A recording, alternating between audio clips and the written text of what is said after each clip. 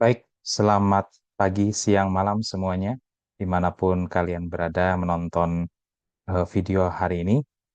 Kali ini saya akan menjelaskan bagaimana keadaan masyarakat dan budaya Jerman di era Mittelalter atau abad pertengahan. Ya,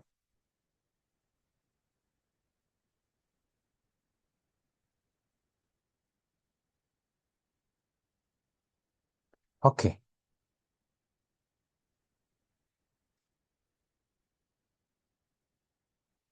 ya. Secara sederhana, eh, keadaan masyarakat Jerman atau kita mulai dari abad pertengahan ya. Abad pertengahan itu kira-kira dimulai sejak tahun 500 Masehi sampai 1500 Masehi ya, kira-kira demikian. Lalu bagaimana keadaan masyarakatnya di sana? Kita bisa melihat bahwa di sini ada ciri khas masyarakat Jerman di era Mittelalter.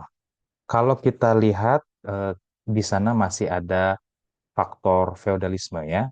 Jadi sistem tuan dan budak itu masih sangat kentara, masih masih dijadikan norma yang umum. Dan tentunya karena ada tuan dan budak, maka di sana hierarki sosialnya sangat ketat. Dan yang menarik adalah bahwa masyarakat saat itu berbasis pada pertanian. Jadi ekonominya, kehidupannya berbasis pada pertanian. Yang menarik adalah struktur masyarakat saat itu cukup berbeda dengan masyarakat di Asia atau di Indonesia misalkan. Masyarakat di sana itu tumbuh biasanya mengikuti adanya bangsawan atau tidak. Jadi eh, bangsawan, misalkan ada satu bangsawan hidup, menetap, punya lahan, punya bangunan, lalu biasanya dia membawa masyarakat atau budak-budak dia berada di sekitarnya untuk hidup bersama. Dan kebanyakan juga bangsawan-bangsawan ini memilih sungai, dekat dengan sungai, dekat dengan pegunungan, pokoknya tempat-tempat yang kira-kira menghasilkan banyak atau tanahnya bagus. Kira-kira demikian ya. Kita juga bisa melihat di sini terkait dengan urusannya Kekaisaran Romawi, suci ya. Eh, Memang di zaman itu kita tidak menemukan negara Jerman yang bersatu, tapi terdiri dari banyak kerajaan-kerajaan kecil atau apa namanya masyarakat-masyarakat kecil, komunitas berdasarkan bangsawan-bangsawannya masing-masing. Dan itu semua tergabung pada Kekaisaran Romawi Suci. Tapi karena memang dia masih berada dalam kekuasaan Romawi, maka pengaruh agama juga kuat di sana. Pengaruh agama yang diizinkan atau dianut oleh Romawi saat itu. Seperti itu ya. Jadi kalau kita melihat di sini, kita lihat budayanya itu budaya ksatria dan kastil. Jadi memang kastil itu menjadi tempat hidup utama mereka. Kastilnya juga megah-megah karena memang si tuan ini mengambil pajak dari rakyatnya. Dan jangan lupa bahwa di sini salah satu ciri khasnya juga adalah dominasi gereja. Saat itu gereja Katolik di Roma. Seperti itu ya. Dan hukum juga ritualnya itu terkait dengan gereja. Seperti itu. Nah, kalau kita masuk lebih dalam lagi, masyarakatnya itu seperti apa? Kita kita paham bahwa orang Jerman zaman dulu memang atau Jerman zaman Mittelalter itu bertani. Fokus utamanya adalah bertani. Tapi pertaniannya biasanya menggarap lahan milik si tuan. Seperti itu ya. Jadi memang basisnya tanah. Sekarang itu ada salah satu game ya di Steam yang saya juga main. Itu menarik sekali karena eh, latar permainannya adalah Eropa zaman abad pertengahan. Nama gamenya adalah Manor Lore. Kita di sana bisa melihat bahwa sebuah sebuah daerah itu dibangun berdasarkan adanya si lord tadi, si bangsawannya. Jadi kehidupan masyarakatnya berkutat seputar si bangsawannya. Apa bedanya kaisar dan bangsawan? Tentu kaisar memiliki kerajaan, sementara bangsawan hanya memiliki wilayah atau tanah-tanah saja, tanah untuk digarap, tanah untuk di di apa namanya ditanami. Lalu siapa kesatria ya? Kesatria adalah orang-orang bentukan miliknya bangsawan ini yang nantinya menjaga keamanannya. Menariknya orang-orang Eropa terutama ya, bukan hanya Jerman tapi Eropa di zaman itu memang suka berkelahi, tidak akur. Jadi mereka suka berperang dan memperluas daerah kekuasaannya. Kekuasaannya berkaitan dengan apa? Sederhana, berkaitan dengan tanah. Oh, kalau di sebelah sana tanahnya lebih lebih apa subur, mereka akan datang dan mencoba untuk menguasainya lewat tadi peperangan, lewat kesatria-kesatrianya. Seperti itu ya. Nah, kalau kita melihat budayanya, seperti apa budaya masa itu, kita karena mata kuliah kita mata kuliah budaya, jadi kita bisa melihatnya. Yang pertama budaya kesatria. Jadi yang paling keren masa itu adalah kesatrianya. Yang paling istilahnya anak muda itu kalau pengen jadi, kalau punya cita-cita tuh pengen ngapain? Jadi kesatria. Jadi kegiatan turnamen duel itu cukup banyak di masa itu.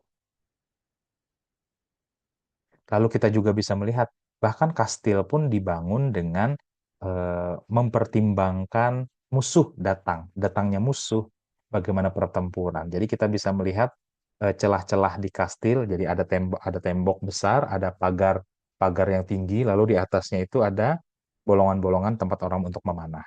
Kira-kira demikian. Jadi terkait dengan sastranya juga masih sangat jadul ya. Jadi ada lagu-lagu rakyat biasa dan ada epos atau cerita-cerita tradisional. Sastranya demikian. Dan kebanyakan di masa itu masih berupa tradisi lisan karena mesin cetaknya belum belum ditemukan. Seperti itu ya. Jadi seni dan arsitekturnya bagaimana? Yang pertama kita melihat sini gaya Romanesque, Romanesque dan gaya katedral gotik. Memang di masa ini muncul terutama setelah tahun 1000 ke atas gitu ya, itu bentuknya adalah gotik. Dan juga tidak bisa kita lupakan bahwa ada kehidupan religi di sana. Jadi gereja dan biara itu menjadi eh, apa namanya pusat pusat kegiatannya. Jadi kalau zaman sekarang apa pusat kegiatan kita mall atau lapangan sepak bola, zaman dulu pusat kegiatannya gereja dan biara. Jadi masyarakat itu kadang-kadang tidak puas kalau di daerahnya tidak ada gereja. Jadi salah satu bentuk kepuasan masyarakat zaman dulu adalah gereja. Hari raya dan ziarah itu dijadikan sebagai aktivitas yang ditunggu-tunggu oleh masyarakatnya. Karena memang di masa itu kita tidak menemukan banyak aktivitas hiburan ya. Jadi perayaan-perayaan itu memang ditunggu. Nah, setelah 1500-an, kita masuk pada zaman di mana Eropa itu kita meminjam kata bahasa Prancis ya, jadi Renaissance. Di sini eh, mulai ada penemuan sains. Jadi ilmu dan seni itu mulai apa namanya? Mulai bermunculan. Orang-orang sudah mulai settle hidupnya. Jadi tidak hanya urusan perang-perang lagi seperti abad pertengahan. Mereka sudah mulai ada sekolah, ada penemuan sains. Seniman itu sudah mulai berkarya. Lalu mesin cetak, saya lupa mesin cetak, di sini sih tulisannya cetak buku ya dan ide baru. Eh, di sana memang mulai, setidaknya kalaupun bukan pakai mesin, dia pakai tulisannya, tulisan yang ditulis ulang, yang disebar-sebarkan. Pusat kehidupan masih berkaitan dengan bangsawan dan istana, tapi perbedaannya sekarang bangsawan itu memfasilitasi berbagai macam kegiatan, di antaranya tadi penemuan sains dan lain-lainnya. Dan yang menarik adalah biasanya bangsawan di era ini sudah mulai ingin mengembangkan kota. Jadi kotanya berbasis si bangsawan yang ada yang pertama kali mendirikan kota itu. Dia biasanya mengembangkan kotanya melalui jalur perdagangan dan pengrajin. Jadi orang-orang zaman dulu memiliki rute perdagangan sendiri. Jadi memang di masa-masa ini perdagangan antar kota dan antar negara itu sudah mulai tumbuh. Akhirnya banyak kota-kota yang tumbuh itu karena dia berada di jalur perdagangan. Contohnya kota Rothenburg ya. Rothenburg ob der Tauber. Kalau teman-teman kenal kotanya itu kota memang ada maju karena dia berada di apa namanya jalan perdagangan, jalur perdagangan. Saking majunya mereka saat itu bisa dijadikan tempat pertemuan. Jadi memang ceritanya kalau saya tidak salah dia berada di persimpangan jalan eh, antar negara. Jadi yang dari timur mau ke barat mampir ke dia, selatan ke utara juga mampir di dia. Begitupun sebaliknya. Dan mereka akhirnya menciptakan berbagai macam hukum yang akhirnya bisa membuat kota mereka maju dalam hal perdagangan. Begitu juga kehidupan petani dan rakyat biasa itu masih dalam kehidupan berledang ya. Tapi kemudian mereka mulai ada pajak-pajak. Memang dari awal pajak dari abad pertengahan juga pajak ada, tapi berbeda saat ini pajaknya lebih beragam. Mereka kerja di ladang, banyak menghasilkan apa namanya sumber daya alam ya.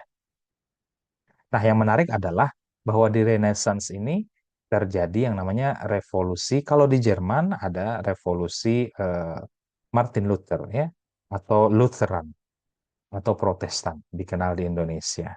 Konflik-konflik ini berada atau terjadi di masa Renaissance ini. Kita lihat lebih lanjut. Kalau kita lihat Martin Luther dan kekuasaan Gereja Katolik saat itu di Jerman ya. Jadi memang kita tidak bisa menghindari fakta sejarah ini. Jadi izinkan saya membahas sedikit terkait dengan apa yang terjadi saat itu. Oleh Martin Luther dan para pendukungnya, saat itu di Jerman dianggap dominasi gereja Katolik itu terlalu besar. Jadi karena banyaknya korupsi, mereka menganggap gereja Katoliknya korupsi. Mereka juga menganggap bahwa gereja Katolik bersama dengan bangsawan-bangsawan yang ada saat itu memamerkan kemewahan. Terutama salah satunya adalah terkait dengan penebusan dosa. Penebusan dosanya dijual. Jadi kalau mau menebus dosa harus bayar seperti itu kira-kira. Dan Martin Luther muncul sebagai orang yang menolak hal itu. Dampaknya apa? Saya ingin menghindari pembahasan agama secara spesifik ya. Saya hanya masuk di bagian masyarakat dan kebudayaannya. Apa dampak yang terjadi? Dampaknya ternyata banyak yang berpihak pada Martin Luther, terutama di Jerman, dan akhirnya muncul gereja Protestan. Dan yang menarik adalah cara mereka melawan hegemoni gereja. Mereka mendirikan gereja-gereja yang bentuknya lebih sederhana.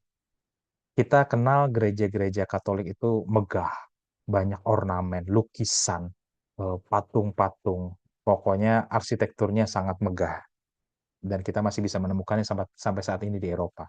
Tapi berbeda dengan gerakannya si Martin Luther saat itu, mereka mencari kebalikannya, bahwa agama itu tidak perlu sampai bermegah-megah. Kita juga bisa bertuhan atau kita juga bisa mengamalkan ajaran Tuhan meski dengan serba sederhana.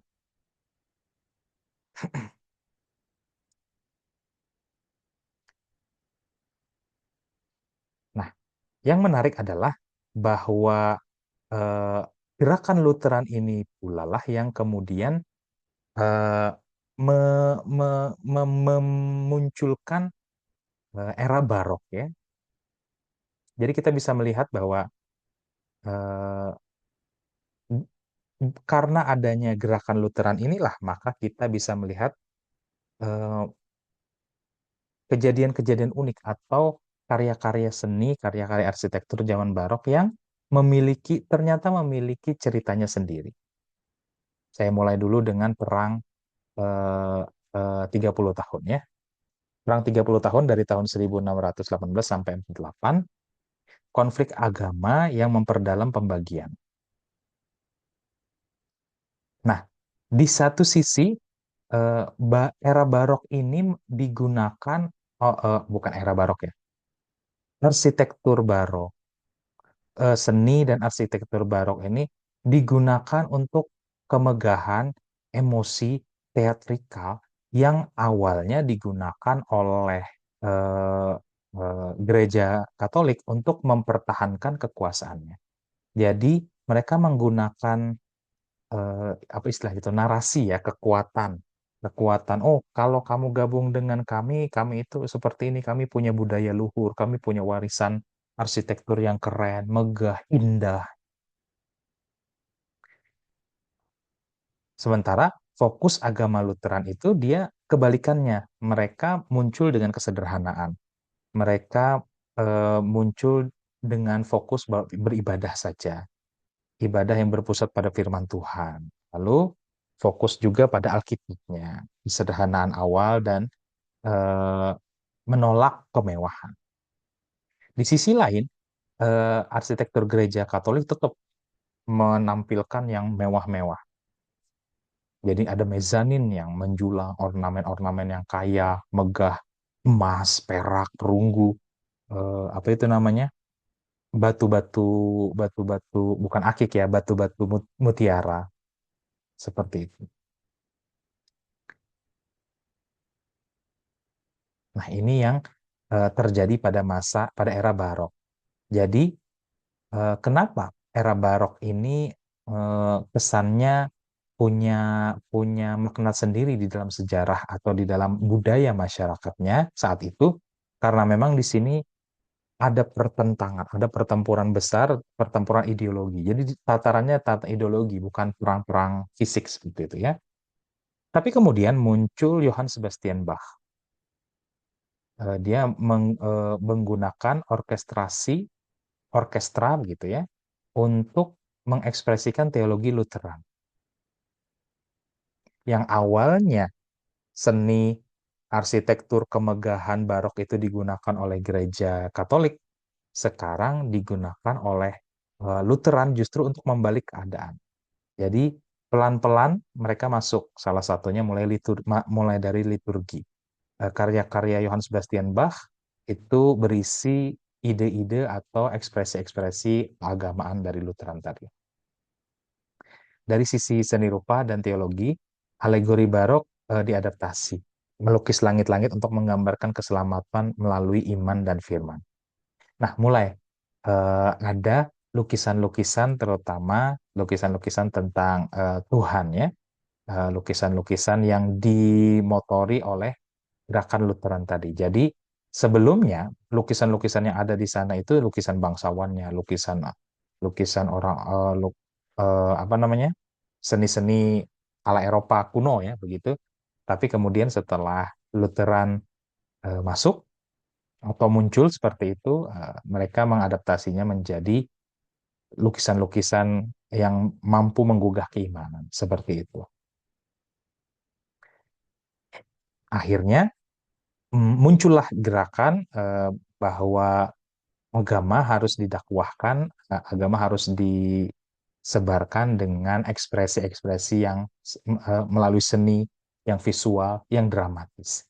Yang mungkin sampai sekarang kita bisa lihat ekspresinya di gereja-gereja Lutheran atau Protestan ya, banyak liturginya, banyak persembahan-persembahan indah melalui musik, seni dan lain-lain.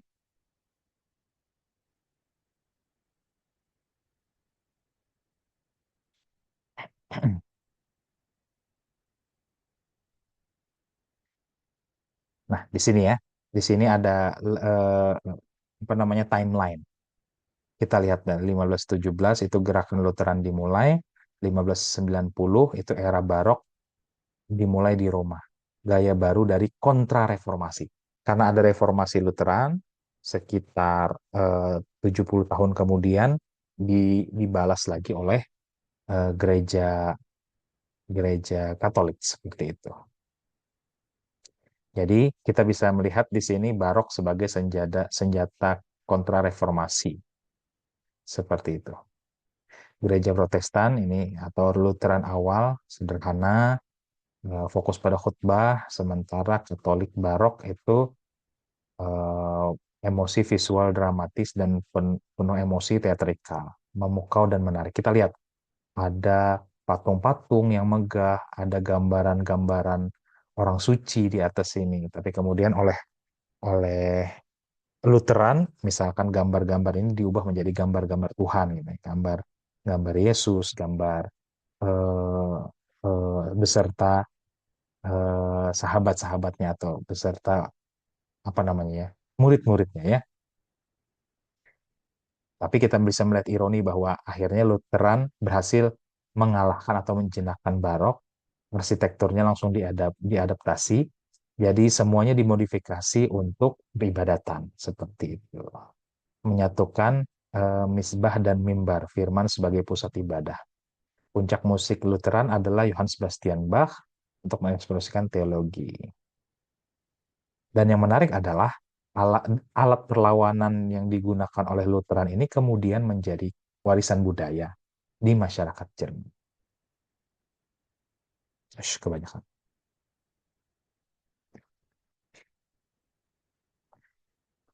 Oke, konteks sejarahnya tadi kita lihat setelah Perang 30 tahun muncul. Kita lihat arsitektur barok juga ya, seperti ini ya. Masih ada sampai sekarang di Würzburg Residen sama Dresden Frauenkirche. Bagi teman-teman yang di Jerman bisa melihat bangunannya masih ada sampai sekarang dan itu bisa dilihat atau direnungkan setelah mendengar materi hari ini. Kita juga lihat ada musik barok, ada Johann Sebastian Bach yang sangat terkenal, juga Handel. Di sini ada karya-karyanya seperti Oratorio dan Mesias, seperti itu. Nah, ini juga seni rupa dan dekorasi sebelah kini, sebelah kiri bawah ya, atau sebelah kanan bawah, sebelah kiri bawah. Ada ornamen kaya dan emas, lukisan langit-langit, dan patung dramatis teatrikal. Sastra dan budayanya, kita bisa melihat salah satu tokohnya Andreas Dreyfus, teater opera Magus. Dan itu kemudian menjadi warisan yang sampai sekarang masih diakui oleh masyarakat Jerman. Dan terakhir sampailah kita pada era Aufklärung. Sesuai namanya, era Aufklärung ini adalah era pencerahan di mana banyak sekali bermunculan filsuf-filsuf di zaman sekarang ya. Di zaman ini, bukan zaman sekarang. Di zaman ini. Jadi akal budi itu menjadi raja. Rasionalitas menjadi raja. Di era ini kita mengenal Immanuel Kant. Nanti kita bahas di pertemuan selanjutnya ya. Ada yang menarik adalah bahwa di era ini mulai ada budaya diskusi. Di mana diskusinya? Di tempat minum, tempat tempat berkumpul. Tapi hanya yang harus perlu jadi catatan adalah aktivitas ini hanya dilakukan oleh masyarakat bangsawan seperti itu. Di sini contohnya adalah Voltaire, Rousseau yang sedang berkembang. Dan yang menariknya adalah sekularisme tumbuh. Kalau kita lihat di bidang sosial dan politik, kita melihat bangkitnya kelas menengah. Jadi kalau sebelumnya itu kelas masyarakat itu cuma dua, bangsawan dan rakyat biasa yang terjajah, yang maksudnya pekerja keras. Di sini muncul kelas menengah. Kelas menengah itu seperti apa? Kelas menengah ini yang pengusaha-pengusaha kecil yang awalnya sekadar berusaha biasa mulai mendapatkan kekayaan. Dia bukan bangsawan, dia tidak terlahir bangsawan, dia tidak punya darah bangsawan, tapi dia karena dia berhasil mendapatkan apa namanya ke ekonomi yang bagus, akhirnya dia bisa tampil sebagai kelas menengah yang baru.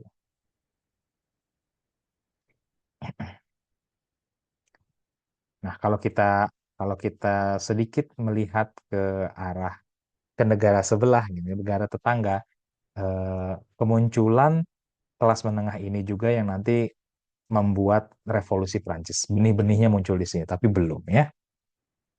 Oke, dari visual atau dari seni kita mm, kita mengenal dengan istilah rokoko dan neoklasik. Ya. Belum klasik, belum era klasik, baru neoklasik.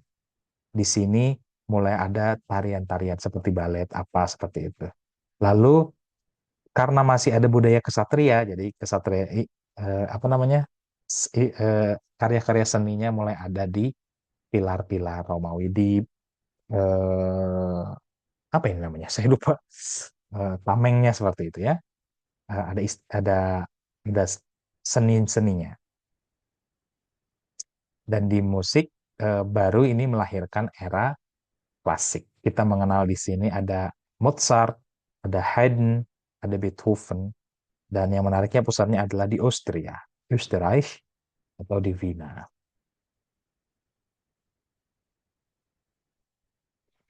Oke, mungkin segitu dulu penjelasan saya hari ini. Eh, Cukup banyak informasi yang bisa kita gali dari sana, tapi jangan lupa tunggu kelanjutannya minggu depan.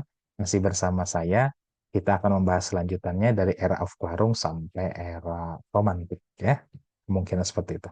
Baik, sampai di situ dulu. Semoga sehat selalu dan auf Wiedersehen.